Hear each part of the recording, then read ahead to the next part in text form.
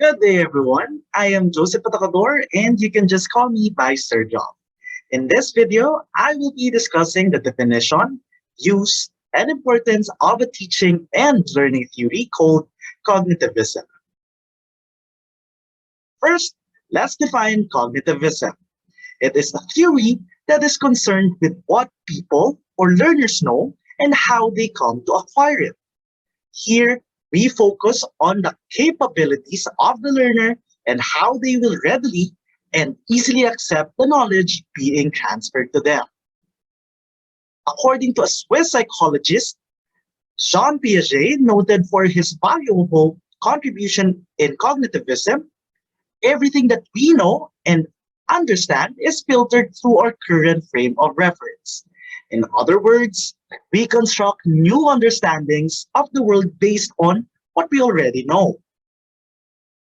If children are to know something, then they must construct that knowledge themselves. Thus, Piaget described the child as a constructivist, an individual who acts on novel objects and events and thereby gains some understanding of their essential features. Children's constructions of reality depend on the knowledge that they currently have or are available to them. The more immature the child's cognitive system, the more limited his or her interpretation of the event. Piaget proposed that the basic unit of understanding was called a scheme. A scheme can be defined as a cognitive structure that forms the basis of organizing actions and mental representations so that we can understand and act upon the environment or the world around us. Schemes make up our frames of reference through which we filter new information. Therefore, everything that we know starts with the schemes that we are actually born with. We have a concrete example with our learners and children undergoing the cycle of these schemes. It starts with the concept of equilibrium, where there is a balance of new information and old knowledge in the learner's mind. For example, if a child believes that all furry four-legged animals are dogs, and then there is a breed of dog that they have not seen before, they will probably apply a dog label to the dog since they are also furry and four-legged. And that's right. The child will then assimilate these information about this new breed of dog into their existing scheme.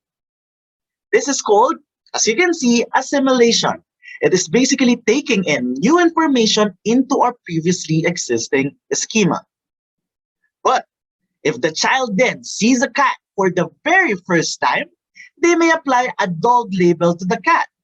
However, if the child is told that the animal is considerably smaller than a dog and doesn't bark like a dog, then the child needs to adjust the existing concept of their schema.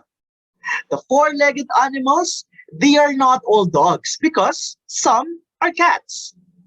They are to generate a new scheme. In accommodation, it comes into this scene. It is defined as changing or altering our existing schemas in light of new information. Lastly, within the children's minds, organization occurs, wherein they are able to develop distinct schema within the world that they are facing. A dog is furry, have four legs, and barks, while a cat is furry, have four legs, but meows.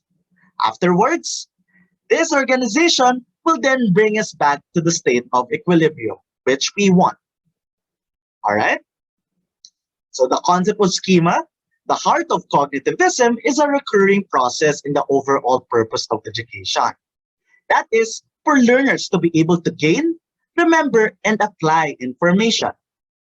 As teachers, it is important to take note that learners are active participants in the learning process, and we need to pay particular attention to how they learn, structure, organize, and sequence information in order to facilitate optimal learning. With that, I officially end my video report about cognitivism. This has been Sir Joff, and thank you very much for listening.